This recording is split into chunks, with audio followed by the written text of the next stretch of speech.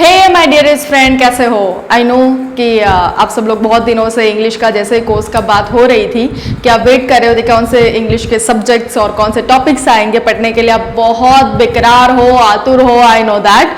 And बहुत दिनों पहले हमने इंग्लिश के छोटे मोटे वीडियोस रखे भी हैं, so you are used to with me कि वो एम आई और मैं क्या करवा रही हूँ, क्या करती हूँ, आपको क्या सिखाती हूँ। तो आपसे ज़्यादा अच्छा तो कोई मुझे जानता ही नहीं। तो अभी आप मुझे और अच्छे से जाने लाइक मैं कैसी हूँ, मैं क्या पढ़ाती हूँ, कैसा पढ़ाती हूँ, रूटीन लाइफ में क्या है, सारी चीज़ों को आपको आज से मेरे साथ कनेक्ट करने का मौका मिलने वाला है। मतलब अब हम हर रोज मिलने वाले हैं, हर रोज एक या दो वीडियो पक्का मेरी आएगी। I am promise to you for that. लेकिन उससे पहले जो हमने लास्ट वीक वीडियो रखा था अबाउट इंग्लिश लैंग्वेज या फिर English subject, depends on you कि आप क्या लेना चाहते हो। ओके, इंग्लिश की बात करें तो हम 3 रीजन से इंग्लिश पढ़ते हैं। एक फर्स्ट रीजन क्या होता है हमारा कि 8, 9, 10 हम सबको पता है कि हम डिफरेंट स्टैंडर्ड में पढ़ते हैं तो ग्रामर पढ़ना पड़ता है। ओके, उसके बाद इंजीनियरिंग खत्म करते हैं तो सिचुएशन ये आती है कि गुजराती मीडियम करने के बाद इंग्लिश मीडियम इंजीनियरिंग हमारा पूरा इंग्लिश में आता है, वहां पे डिफिकल्टी। चलो वो भी जाने दो यार। अभी एक क्रेज है हमारे इंडिया में, वो है आउट ऑफ कंट्री, मतलब अब्रॉड जाने का। तो उसके लिए क्या करना पड़ता है? आईलेट्स देनी पड़ती है।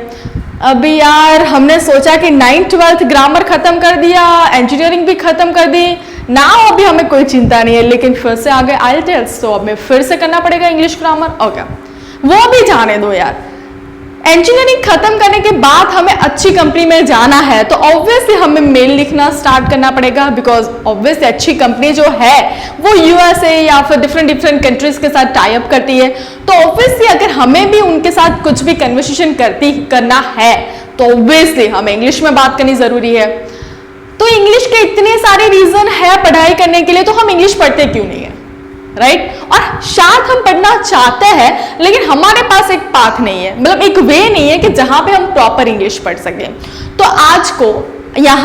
आज मैं आपसे प्रॉमिस कर रही हूं कि ABCD आप देख लेना, कल से मेरा फर्स्ट वीडियो ABCD का ही आएगा। तो मैं बहुत बेसिक से, जब आप चाइल्डहुड केजी में पढ़ते थे ABCD से, तब से मैं आपको पूरा इंग्लिश सिखाने वाली हूँ। लेकिन उससे पहले जो हमारे वीडियोस पे कमेंट आई थी कि सारे बच्चों को और मेरे जितने भी कलीग्स फ्रेंड्स हैं उनको कौन सी डिफिकल्टी आती है, तो उस पर थोड़ा सा लिटिल बिट बातें कर लेते हैं। चलो ओके, फर्स्ट कमेंट आप सब लोग और मैं भी यहाँ पे रीड कर ही सकती हूँ। जोशियम sir, please make a video on how to improve English and community skill. Community is one type of the communication skill. Okay, communication is very important in life. How, वो आपको वीडियो में दिखने मिलेगा। एंड रही बात हमारे English improve करने की, तो ऑब्वियसली आप मेरे बच्चे हो यार, हम मेरे साथ हर रोज इंग्लिश पढ़ोगे तो फ्लुएंसी और प्रोनाउंसिएशन तो आ ही जाएगा। अरे यार, प्रोनाउंसिएशन अभी मैम ये नया वर्ड है मेरे लिए, शायद मैंने आज तक लाइफ में सुना नहीं है। बिकॉज जब भी मैं स्कूल में जाता था, कॉलेज में जाता था या फिर कहीं भी जाता था तो सब लोग बोलते थे प्रोनाउंसिएशन यार तेरा बहुत बुरा है यार। लेकिन आप एक बार उनको बोल देना, भैया जी उसको प्रोनाउंसिएशन ही प्रोनाउंसिएशन बोला जाता है। ओके, फिर है हमारा और एक डाउट कि एक भैया जो है हमारे विजय भाई पटेल, उनको आईलेट्स करनी है और उनकी बहुत ज्यादा स्पेलिंग मिस्टेक आती है, तो क्या करना चाहिए? So on my suggestion is कि स्पेलिंग मिस्टेक के लिए अब जितनी वॉकैब लिख के रेडी करोगे इतनी स्पेलिंग मिस्टेक कम आएगी। चलो, मुझे आज पता चल गया कि प्रोनाउंसिएशन को प्रोनाउंसिएशन बोला जाता है, तो मैंने क्या बोला कि उसको मैंने किस तरह से बोला जाता है वो तो समझ लिया, लेकिन उसको लिखना भी पड़ेगा ना। उसका अगर मैं स्पेल करूंगी, मतलब स्पेलिंग लिखूंगी मेरे नोटबुक में, तब मुझे पता चलेगा कि ओके इसका ये स्पेलिंग होता है। जब तक मैं लिखूंगी नहीं तब तक मेरी राइटिंग स्किल कभी भी अच्छी नहीं होने वाली। तो अगर कोई भी आईलेट्स, पीटी या टॉफल की प्रिपरेशन कर रहा है तो मेक श्योर, हम सबको पता है कि उसमें राइटिंग करके अलग से पोर्शन आता है, और राइटिंग के लिए जितनी भी आप राइटिंग प्रैक्टिस करोगे उतनी आपको स्पेलिंग मिस्टेक कम आएगी। तो most important as writing skill के लिए कि लिख के स्पेलिंग याद रखो। अगर आईलेट्स का कोर्स लॉन्च करने की कोई ज़रूरत नहीं है, बिकॉज अगर आप कहीं पे भी आईलेट्स करने के लिए जाओगे ना तो आपको पहले 15 या फिर 1 महीना आपको पूरा ग्रामर सिखाएंगे। क्यों? बिकॉज आईलेट्स में एक हमारे 4 पार्ट्स होते हैं, reading, speaking, writing and listening. Okay, writing के लिए क्या करना पड़ेगा, हमें टेंस समझने आने पड़ेंगे, हाँ हमारे स्ट्रक्चर वर्ब का एग्रीमेंट कैसे होगा, ये सारी चीजें पहले हमें सीखना बहुत जरूरी है। Then after we move forward to the writing portion, right. तो अगर हम ग्रामर नहीं सीखेंगे तब तक आइलेट्स का कोई इंपॉर्टेंस नहीं बनता है। तो आप पहले मेरे साथ ग्रामर सीख लो और फिर ऑटोमेटिकली आप आइलेट्स में कोई भी चीज इजी से पास कर पाओगे। ओके, इंग्लिश लिखने में प्रॉब्लम नहीं आएगी। अभी आगे से कल से आप मेरे वीडियोस अटेंड करोगे तो आई एम डेम श्योर नहीं आएगी, लेकिन मैं जितना आपको होमवर्क दे रही हूं उतना आपको होमवर्क करना पड़ेगा। और जो सेक्शन है नीचे जैसे कि ये सारी मैसेजेस आते हैं वहां पे आपको मुझे अपना होमवर्क सबमिट करवाना पड़ेगा। अब फिर से homework is to be write, so मैं यहाँ पे नीचे लिख दूंगी कि आपके सारे आंसर सही है, रॉन्ग है तो करेक्ट कर लूंगी और आपको वहां से मेरा नंबर भी मिल जाएगा, तो आप मुझे वहां पे भी मैसेज कर सकते हो। वोकैबुलरी में डर है, वो तो आएगा ही आएगा। सोच लो कि आपको इंग्लिश समझ में आ गई कि चलो भैया टेंस समझ में आ गया, डायरेक्ट इनडायरेक्ट एक्टिव पैसिव सब कुछ समझ में आ गया, लेकिन आप किचन में जाते हो और किचन में जाने के बाद आपको पता नहीं है कि मैं गैस स्टोव या फिर प्लेट्स या फिर बॉल इन सबको इंग्लिश में क्या बोला जाता है, तो क्या फायदा। अगर ये टेबल है तो मुझे इंग्लिश में this is a table, right, मुझे पता है कि टेबल है बिकॉज इंग्लिश में उसकी वॉकैब में टेबल बोला जाता है। लेकिन अगर मुझे किसी भी वर्ड की वॉकैब ही नहीं पता है तो मैं वो सेंटेंस कैसे कंप्लीट कर पाऊंगी। समटाइम्स के साथ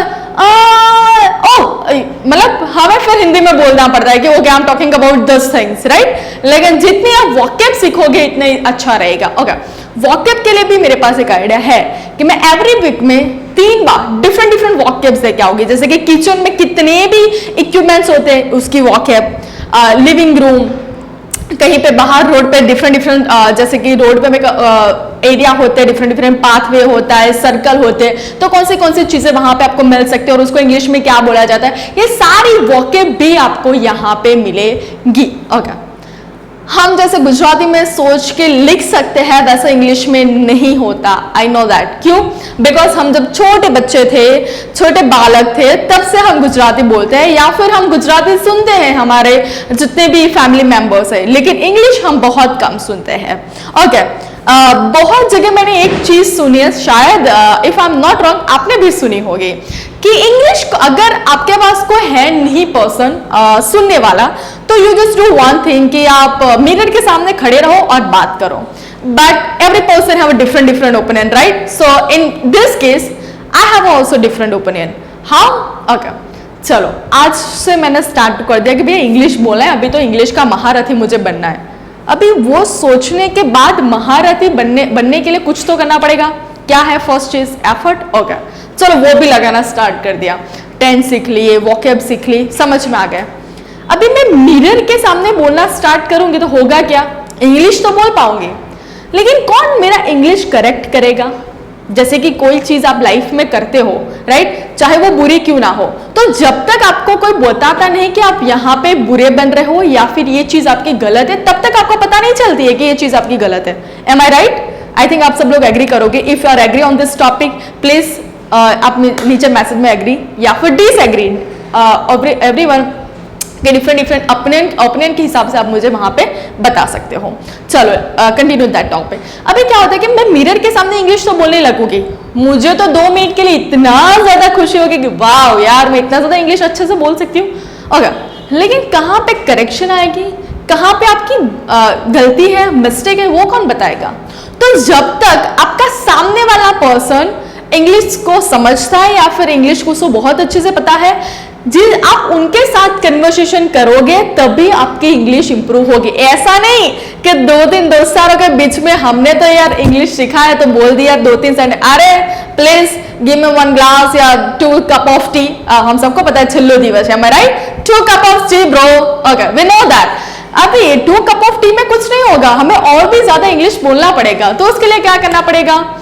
इंग्लिश कन्वर्सेशन इस तरह से पर्सन के और इस टाइप के पर्सन के साथ करना पड़ेगा जो इंग्लिश को बहुत अच्छे से समझते हो, तभी वो आपकी फ्लुएंसी, तभी वो आपकी प्रोनाउंसिएशन, तभी वो आपकी ग्रामर मिस्टेक निकाल पाएगा, तभी जाके आप अच्छे से इंग्लिश सीख पाओगे।